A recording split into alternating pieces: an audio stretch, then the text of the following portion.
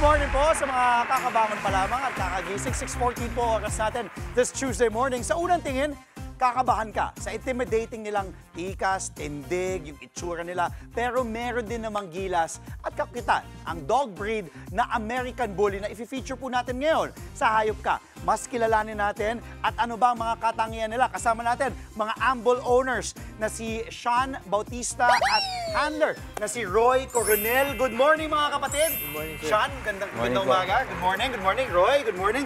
Okay. Una sa lahat, lagi natin binibida dito sa Hayop Ka, sino ba yung ating mga kasama at ilang taon at anong klase dahil magkaiba sila ng category. Sean, ikaw? Ang hawak ko po ay si Champion Multic from Russia. Siya ay pocket category na lilac tricolor yung kulay. How old na? 2 years old. 2 years old. Champion na siya, no? Champion category na. Category. Ibig sabihin, magandang breed talaga. Mahal to, mamaya, malalaman natin magkano. Pangalan niya ay? Multic. Bakit Multic? Ay, Multic? Sa Russia po, ang Multic ay cartoon. So sabi ng owner before, mukha siyang cartoon. So, Mukhang cartoon. Yeah. Ganda ng kulay, ganda ng tindig. Mukhang mamahalin. Okay, yung isa naman, Multic, diyan ka muna, baby. Sino naman tong kasama nating isa? Roy? Si Lockheed po, 1-year-old XL. Lockheed. Lockheed. Apo. Okay. Tapos, ano ang category niya? XL American Bully po. XL American Bully. So, para lang po malinaw, ito pong hawak ko, ito po, yung brown, XL, kasi mas malaki po siya dito sa ating pocket size. Mas maliit na American Bully. Ilan taon na si Lockheed? 1-year-old po. 1 year old. Okay. Saan galing naman si Lockheed? Sa US. US. Ito si Multic sa Russia. Russia. Okay. Kwento natin, paano tayo nahilig sa American Bully? Sean, ikaw muna. Marami ka ng American Bully, no? Opo. Mga ilan na? Mga 20 na. Ay, ang konti 20. Bakit ka nahilig sa American Bulldog? Kasi nung una po, gusto ko nung intimidating looks talaga, tapos massive build. Pero yung ugali, gusto ko, hinahanap ko yung Golden Retriever. Mabait. So, malambing. nakita ko na ganun yung ugali nila, malambing, malaki lang, pero yung kumbaga for them parang lapdog lang sila. So, kasi yung doon po sa mga nanonood, kasi itsura nga nila, malapit bull. Opo. So pag nakita mo, lalayo ka talagang lalayuan mo kasi nakakatakot yung itsura. Intimidating nga, di ba? Pero ang American Bulldog po, talagang likas na mababait at hindi sila matatapang. Hindi po. Roy, ikaw naman. Nahilig po ako niyan dati kasi tawag dito na breakdown ako sa pangarap ko dati before basketball. Okay. So, nung hindi ako na-pursue doon, umanap ako ng ibang fallback na pwede rin sa akin kasi athlete. Kumbaga, nag-exercise, nag-workout. So, yun yung American Bully yung nakita ko na breed. Pakilan mo na si Lockheed na American Bully. Marami na po. Siguro mga naka-50 dogs na kami. Okay. Talaga nagbe-breed ba kayo? Nag-aalaga lang Yes kayo? po. Breeder din. Breeder din. Nagdo-dog show din kami. Dog show din. Okay, dahil dog show, ano ba ang kakaibahan ng American Bully sa ibang mga breed, lalo na sa mga ibang bulldog din? Sige, isama natin French Bulldog, British Bulldog, at ibang klaseng mga bulldog.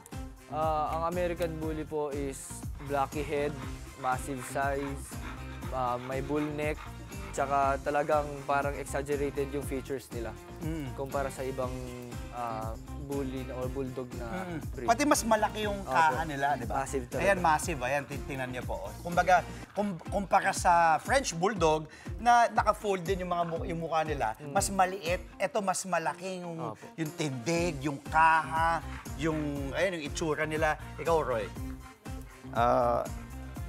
Lahat naman po sila pare-parehas na bully breed. Actually, meron isang club na ABKC na kini-cater lahat yon, yung French Bulldog, American Bulldog, Boston Terrier. Sa isang dog show po, lahat sila sama-sama. Kasi bully breed sila pare-parehas. Pero ang palagay ko na pinagkaiba nito, sir, is companion breed talaga sila. Kumbaga, mababait talaga sila. Pwede sila sa bahay, sa pamilya. Pati sa bata, okay din sa bata, no? Opo, Okay pwede din. po. Madalas silang napagkakamalang mga pitbull, sabi ko nga, dahil yung itsura nila. Doon sila humango di ba? Hango sila sa pamilya ng pitbull, yung nakakatakot. Pero kung ikukumpara natin sa pinagkaiba ng pitbull at American Bully, ano yun? Ang pitbull po, mahaba na yung uso eh. Mas mahaba Opo. na. Tsaka more on ang pitbull fighting breed Oo, talaga fighting sila. dog. aggressive Oo, po mas sila. agresibo. Oo. Matuturuan ba sila ng mga tricks o hindi? Talagang ano lang sila? Kumbaga, ganyan lang sila. Yes po, depende. Pwede po Depende? yan. Kung anong Depende gusto sa po. owner. Opo. Meron pong tinuturo ng mga obedience, meron naman mga show proper na training, gano'n. Kung ako manunood, gusto ko mag-alaga ng nakita ko sa hayop ka, American Bulldog, yung napapanood nila ngayon. Paano nyo sila, kumbaga, makukumbinse na ito yung kunin nila? Ano yung, kumbaga, pwede nating i-highlight na ugali, karakteristik ng American Bully? Sean? Sobrang sweet po kasi talaga nila. Malambing talaga. Opo. Tapos, pwede mo silang iwan sa bahay, matutulog lang sila. Hindi high maintenance, hindi gaya ng ibang aso kasi na clingy. Clingy po sila. Oo. Opo. Pero ang maganda po sa kanila, hindi sila mabalahibo. So, hindi ka tanggal ng tanggal. Oo, naku, Balahibo makapit sa- no? Oo. Ikaw naman, Roy. Para sa akin, family dog po talaga sila eh. So, sa bully community namin, marami na rin po talagang naiengganyo ng mga newbie. Kasi nga, masarap silang kasama, lalo sa... Kaya naglalaro lang sila. Opo, no? naglabas. Mapapayo mo ba sa kunyari, pamilya, nagsisimula pa lamang, may mga bata, mapapayo nyo bang, ikaw ba Roy, mapapayo mong kumuha, kunyari gusto kumuha ng aso, mapapayo mong American Bulldog ang ano nila? Yes po. Kung Talaga? hanggat maaari, kumuha sila ng American Bully para mag-iba yung takbo ng buhay nila. Nagpapalambing lang yan, naglalaro yan, lang. yan. Ala, aba. belly rub siya. Asus. Okay, belly rub. Sean, okay, habang binibelly rub ko muna itong si Lakid. Alam kong nagsasali ka ng mga kompetisyon. Dun sa mga interesado, gusto magtanong, gusto mag-inquire, gustong pwede bang i-check muna, imbitahan niyo po sila. Saan po kayo mahahanap? Sean? Pwede nyo po kaming i-check sa social media sites, Armageddon Bullies, and yung personal account ko, Sean Bautista. So, message nyo lang po ako doon and willing po kami ni Kuya Roy mag-guide and kung paano po mag-breed or kung ano yung available po sa amin ng mga puppies for shows.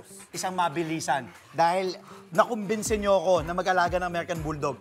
Gaano kamahal ang presyo nila? Anong range? Pati sa pagkain, gaano kalakas kumain? Dahil ang lalaki na itong mga to. Roy. Ikaw na sumagot. Sean. Magkano? Price range. Range po from 50,000 to 50 mil hanggang million. Million. Depende po sa quality Depende at sa saka sa bloodline ng aso. bloodline. pati yung tindig, Yes no? Yung po. champion Opo. breed. Pagkain. Ilang beses sa isang araw kumakain? Once lang po. Once lang. Once lang. Pero marami. Quality dog food and may rodent po nakasama. Okay. So, para lang sa reference din, magkano? Kung kunyari, tanungin kita magkano, bilhin ko to si Multik. Kunwari lang po Kunwari lang. Mga ang 1.6 siguro. 1.6 million? Ay, kunwari lang talaga. Hindi natin tututuhanin yan. 1.6 million. Talaga, 1.6 million. Kasi nga, lilac, Imported para lang po, malinaw, tsaka imported, imported. galing Russia, Russia. may papeles, champion champion. breed. Champion na po siya sa Russia before. Champion sa Russia, bago daling sa Pilipinas. Opo. At kakaiba yung kulay, lilac. Opo, lilac. Tapos pocket size. Kaya 1.6 million. Opo. Grabe, no? Ito naman, si Lakid, magkano? Magkano bilhin mo dito? Nasa 500. 500. 500 to US. 800,000. Opo. Papi siya binili, sir. Papi. Okay, kunyari nga lang talaga. Mga 4 months old. Iipon muna tayo. Pero ganun po talaga ang presyo dahil makikita nyo naman po ang tingdig nila. Tingnan nyo naman, gusto na matulog dito. Maraming salamat muli sa ating mga Ambul breeders and handlers na si Sean at si Roy. Thank you din. Mamaya na kita iraraba. Maraming salamat kay Multik at kay Lakid. Yan po, American Bully. Kung gusto nyo po mag-alaga, kontakin nyo po sila. Sa Hayop Ka, maraming salamat. Mga kapatid, Andre Felix po, manatiling may alam pagdating sa mga mahalagang balita sa loob at labas ng bansa. Mag-follow at mag-subscribe na po sa social media pages ng News 5.